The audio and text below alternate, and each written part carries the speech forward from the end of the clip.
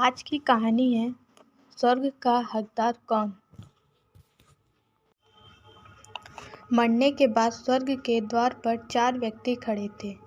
इन 4 व्यक्तियों में पहला राजा था, दूसरा एक बिजनेसमैन था, तीसरा पंडित था और चौथा एक आम आदमी मजदूर था।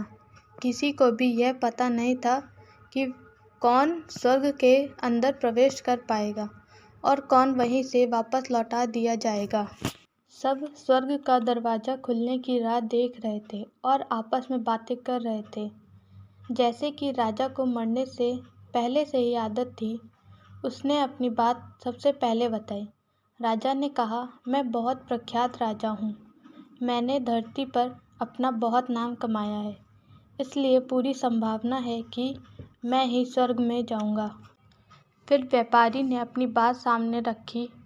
वह बोला, मैंने धरती पर खूब धन कमाया है और उस धन से मैंने सैकड़ों लोगों की मदद की, इसलिए मैं ही स्वर्ग का हकदार हूँ। फिर व्यापारी ने अपनी बात अब बारी थी पंडित की, तो पंडित ने मुंह खोला और सबको यह कहा, चाहे तुम जो सोच लो, लेकिन यह बात तो तय है कि स्वर्ग के दरवाजे खुलेंगे तो मेरे लिए ही। सब जानते हैं कि पंडित दिन रात भगवान को याद करते हैं, इसलिए स्वाभाविक है कि स्वर्ग में पंडित का स्वागत किया जाएगा।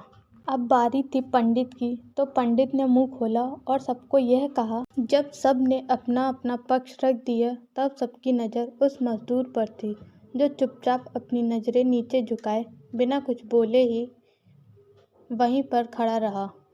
जब सब ने अपना अपना पक्ष रख दिया, तब सबकी नज़र उस मजदूर पर थी।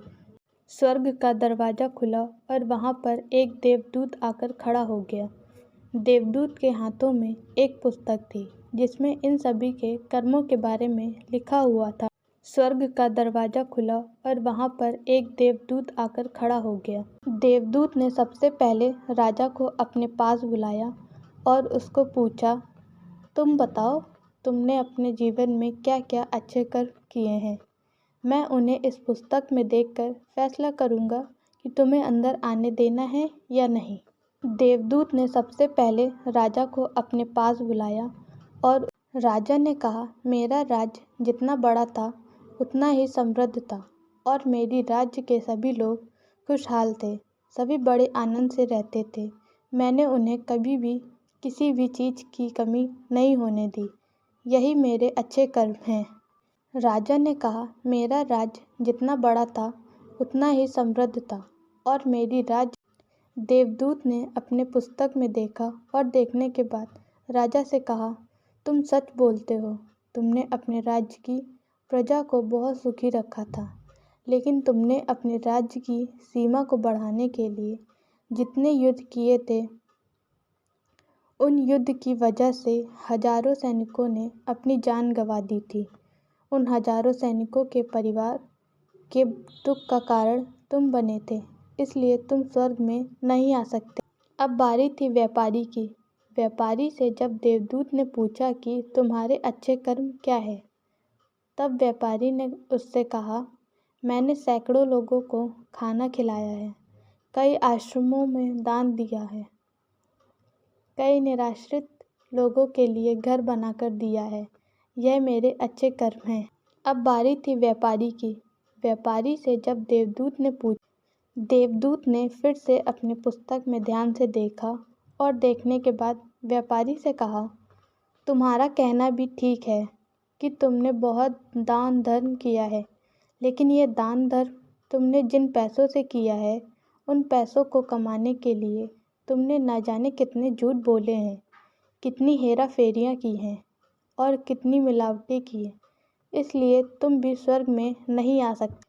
देवदूत ने फिर से अपनी पुस्तक में जब पंडित से यही सवाल किया गया, तो पंडित ने बड़े ही आत्मविश्वास के साथ कहा, मैंने अनगिनत लोगों को ज्ञान दिया है, हजारों यज्ञ और पूजाएं की हैं और दिन रात भगवान का जप किया है। इससे अच्छे कर्म और क्या ही हो सकते हैं। जब पंडित से यही सवाल किया गया, तो पंडित ने बड़े ही देवदूत ने अपनी पुस्तक के अंदर झांक कर देखा और पंडित से कहा, आपने जितने भी लोगों को जो भी ज्ञान दिया है, उन बातों पर खुद कभी अमल नहीं किया। आपने यज्ञ, पूजा या भगवान का नाम निस्वार्थ भाव से कभी नहीं लिया, इसलिए आपका भी स्वर्ग में आना प्रतिबंधित है। देवदूत ने अपनी पुस्तक के अंदर झांक कर देखा और पंडित से कहा, आपने जितने भी लोगों को जो भी मजदूर यह सब देखकर हैरान था, वह अब तक जिन्हें महान समझता आ रहा था, उनकी व्याख्या स्वर्ग के दरवाजे पर आकर बदल गई थी। धरती पर जिन कामों को अच्छा समझा जाता है, उनका यहाँ पर कोई मूल्य नहीं था।